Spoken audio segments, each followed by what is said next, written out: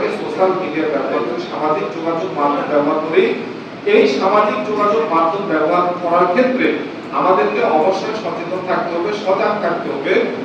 Social মিডিয়ায় যে কোনো ধরনের খবরে আমরা শেয়ার দেব না, যে সেই খবরটা বিতর্কিত হইতে পারে, খারাপ হইতে পারে, এই ধরনের কোনো খবরে আমরা লাইক শেয়ার করবো না। লাইক শেয়ার করার আগে আগে ভাববো যে এই খবরটা অথেন্টিক আছে কিনা।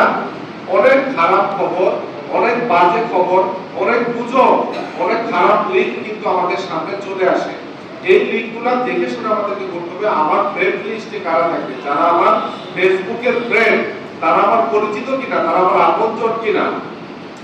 আপনি একটা পোস্ট দেখলেন, দেখে আপনার ভালো লাগলো, আপনি লাইক দিলেন, পরবর্তীতে এই পোস্ট ডাটা পরবর্তীতে এই পোস্টের সাথে খারাপ কিছু কথা লাগাই দিল, যেটা রাষ্ট্র বিরোধী, সমাজ বিরোধী, নৈতিকতা বিরোধী, তখন কিন্তু আপনি আর দেখলেন না, ওইসে শেয়ার করে রাখছেন, পরবর্তীতে ওকে এডিট করলো, এটা কিন্তু আপনার নজরে আর পড়লো না। কিন্তু দেখা যাবে যে এই দোষে, সে যে খারাপ একটা জিনিস বললো, এই দোষে কিন্তু আপনি দোষী হবেন। অতএব সোশ্যাল মিডিয়া ব্যবহারের ক্ষেত্রে সামাজিক যোগাযোগ মাধ্যম, ইউটিউব, ফেসবুক, তারপর হচ্ছে আপনার ইনস্টাগ্রাম, এই ধরনের সোশ্যাল মিডিয়া যেগুলো আছে, দেখা যাচ্ছে আপনাদের একটা নিউজ দিচ্ছে যে অমুক জায়গায় ধর্ম সংক্রান্ত ধর্মীয় বিষয়ে একটা গুজব ছড়াচ্ছে।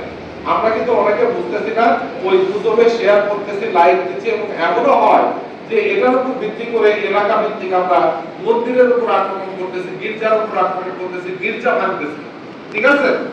আমার কথা হলো যে আমরা বাংলাদেশে বসবাস করি, আমরা সাম্প্রদায়িক সম্প্রীতি নিয়ে বসবাস করি। আমাদের দেশে হিন্দু মুসলিমের কোনো বিরোধ নাই, আমরা কখনো তাদের ধর্মকর্মে বাধা দেই না, তারাও আমাদের ধর্মকর্মে বাধা দেয় না। কিন্তু কিছু খারাপ লোকজন আছে যারা এই মুসলমানদের বিভিন্ন বিষয়কে উৎসাহিত করে, বিভিন্ন অপপ্রচার করে। এই অপপ্রচারে বা গুজবে আমরা কখনো কান দিব না।